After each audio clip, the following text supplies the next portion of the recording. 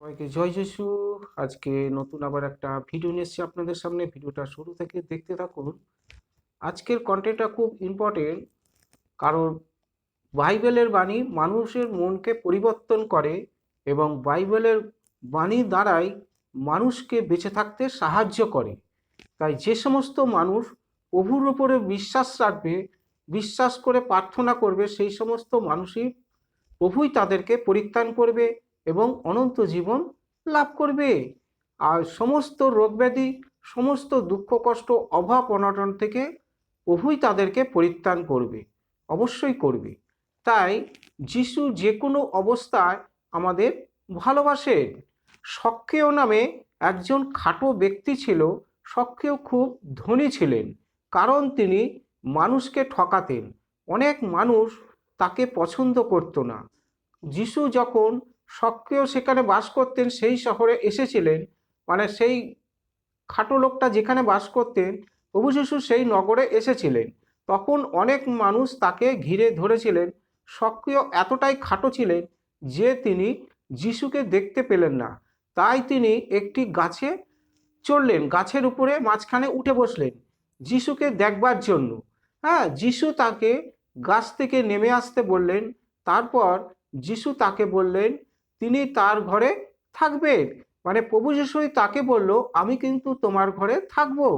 কিছু মানুষ এটাকে পছন্দ করলো না, কারণ সেই লোকটা সুদে কারবারি করত, সুদে টাকা খাটাতো, এই জন্য মানে সে ছিল পাপী। তা প্রভু যিশু কিভাবে একজন পাপীর ঘরে থাকতে পারে, রাত কাটাতে পারে, এই জন্য বিভিন্ন মানুষ পছন্দ করলো না। তিনি একজন দুষ্ট মানুষের সঙ্গে সময় কাটাচ্ছেন, তারা অভিযোগ করলেন, মানে সেই সমস্ত মানুষেরা অভিযোগ করলেন। যিশু সক্রিয়কে মেনে নিলেন, যে এটা জেনেও যে তিনি অনেক খারাপ কাজ করেছেন, মানে অনেক খারাপ কাজ করেছেন। এইটা যিশু সকলকে উদ্ধার করতে কিন্তু এই পৃথিবীর বুকে এসেছে। মানে কি কিছু চাইতে আসেনি কারোর থেকে, আর বলিদান দিতে এসছে, বলিদান মানে কি নিতে আসেনি। তাই যিশু সকলকে উদ্ধার করতে এসেছেন। যারা হারিয়ে গেছে তারা যাই করে থাকুক না কেন, মানে যে সমস্ত মানুষেরা কোনো কিছু যদি হারিয়ে থাকে, মানে সেই সমস্ত মানুষ প্রভু যিশুর মাধ্যমে কিন্তু আবার নতুন জীবন ফিরে পাবে। কারণ ঈশ্বর সকলকে ভালোবাসেন, এমনকি সক্রিয় মতো মানুষকেও। কারণ আমরা সবাই ঈশ্বরের সন্তান। ঈশ্বর ধনী ব্যক্তিকে যেমন ভালোবাসেন, গরিবকেও ভালোবাসেন। কারণ এই পৃথিবীর সৃষ্টিকর্তা তো ঈশ্বর, সমস্ত মানুষকে সৃষ্টি করেছেন। তাই ঈশ্বরের নজরে কিন্তু আমরা সবাই কিন্তু তার সন্তান।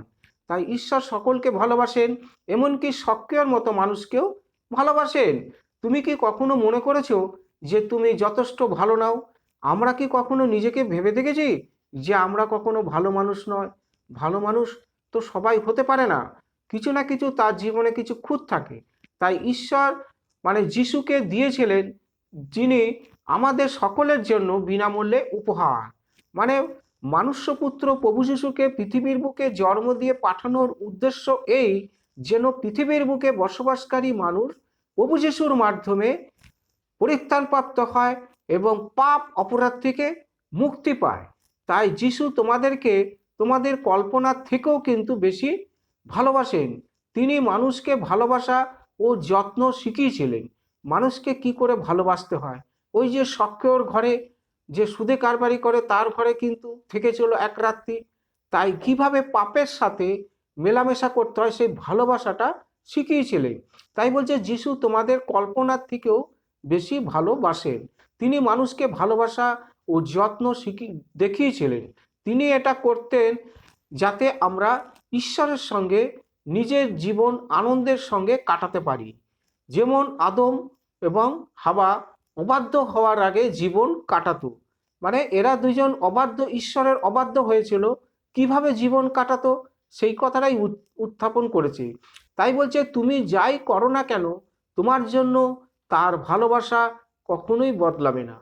মানে আমরা যে কর্মই করি না কেন, যেভাবেই থাকি না কেন, আমাদের জন্য প্রভু যিশুর যে ভালোবাসা কখনোই কিন্তু বদলাবে না। তাই বাইবেলের বাণী কখনো কিন্তু নিষ্ফল হয় না। বাক্যে বচনে যা লেখা আছে কার্যক্ষেত্রে কিন্তু তাই হবেই হবে। এই যে সক্রিয় বলে যে উদাহরণটা আমি পড়ে শোনালাম, প্রভু যিশু কিন্তু জানে এ পাপী সুদে টাকা খাটায়, সুদে টাকা খাটানো মানে তার ঘরে রাত কাটাবে, এই কথাটা আশেপাশের লোকজন শুনে খুব খারাপ ভেবেছিল যে প্রভু যিশুর মতো একজন পবিত্র ব্যক্তি, মনুষ্যপুত্র প্রভু যিশু এতটা ধার্মিক যে তার সাথে কিভাবে মেলামেশা করছে, তার ঘরে কিভাবে রাত কাটাবে। কারণ প্রভু শিখিয়েছিলেন যে কিভাবে মানে ভালোবাসা, মানুষকে ভালোবাসতে হয়, প্রেম নিবেদন করতে হয়। কারণ ভালোবাসা দিলে ভালোবাসা পাওয়া যায়। শত্রুকে কখনো শত্রু ভেবে তার সাথে মানে দূরে থাকতে নেই। শত্রুকে তুমি ভালোবাসো, তাকে ধর্মের কাহিনী, ঈশ্বরের রাজ্যের সুসমাচার, সমস্ত কিছু বাক্য বচন শোনাও এবং মনকে পরিবর্তন করার উপযোগী করে তোলো। দেখবে ঘষতে ঘষতে যেরকম পাথর ক্ষয় হয়, ঠিক তেমনি তার জীবনও কিন্তু সে পরিবর্তন হবেই হবে। প্রভু কহেন যদি প্রয়োজন পড়ে এই আকাশ পাতাল পৃথিবীর চন্দ্র সূর্য ওলট পালট হয়ে যাবে, পৃথিবী ধ্বংসের মুখে পতিত হবে, তথাপি আমার মুখের বাক্য কখনোই অলঙ্ঘন হবে না। আমি সদাপ্রভু, আমি ঈশ্বর, আমার বাক্য যা বলবো মানে কার্যক্ষেত্রে তাই ফলবেই ফলবে। তাই বাইবেলের বাণী নিষ্ফল হয় না। বাইবেলের বাণী দ্বারা মানুষকে বেঁচে থাকতে সাহায্য করে এবং বাইবেলের বাণী মানুষের মনকে পরিপূর্ণভাবে পরিবর্তন করে। এ কথা একদম ধ্রুব সত্য। যে কোনো মানুষ যে কর্মই করুক না কেন, যেই কার্যই করুক না কেন, প্রভুকে বিশ্বাস করে প্রভুর কাছে নত হয়ে যদি কেউ প্রার্থনা করে, প্রভু তার প্রার্থনা শ্রবণ করবে, সমস্ত পাপ অপরাধ থেকে তাকে মুক্তি করে দেবে।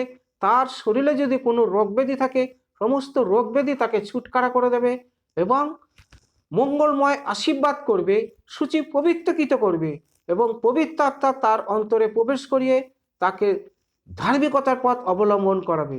তার জীবন ধন্য হয়ে যাবে, সেই ব্যক্তি নতুন জীবন ফিরে পাবে। সেই আবার একজন পাপীর কাছে প্রভু যিশুর সম্বন্ধে ঈশ্বরের রাজ্যের সুসমাচার প্রচারকের কাজ করতে থাকবে। এইভাবে মানে প্রভু যিশু কিন্তু নগরে নগরে গ্রামে গ্রামে জর্দন নদী পার হয়ে বিভিন্ন এলাকায় সমাজ গিয়ে গিয়ে ঈশ্বরের রাজ্যে সুসমাচার প্রচার করেছিল, মানুষকে পরিবর্তন করার জন্য, পাপের হাত থেকে মুক্তি করার জন্য এবং অসুস্থ পীড়িত মানুষকে সুস্থ সবল চাঙ্গাই করার জন্য। এই জন্য বাইবেলের বাণী নিষ্ফল হয় না, কখনো না, কোনোদিনও না। কারণ যতদিন চন্দ্র সূর্য আছে, যতদিন স্বর্গধামে ঈশ্বর প্রভু যিশু বিরাজমান আছে, ততদিন বাইবেলের বাণীও কিন্তু বিরাজমান থাকবেই থাকবে। হালেলুয়া। তাহলে আজকের কন্টেন্টটা এই পর্যন্ত। প্রভুর কাছে প্রার্থনা করি আপনারা ভালো থাকুন, সুস্থ থাকুন, আর ভিডিওটা একটা সাবস্ক্রাইব করে রাখবেন, কারণ ভিডিওটা এর থেকে আরও ভালো ভালো ভিডিও সবার আগে আপনাদের কাছে পৌঁছাবে। প্রভুর কাছে মিনতি প্রার্থনা এই, আপনারা সুস্থ সবল চাঙ্গাই থাকুন। নাসরাতের প্রভু যিশুর নামে প্রার্থনা করি। সবাইকে ধন্যবাদ। আমেন। জয় যিশু।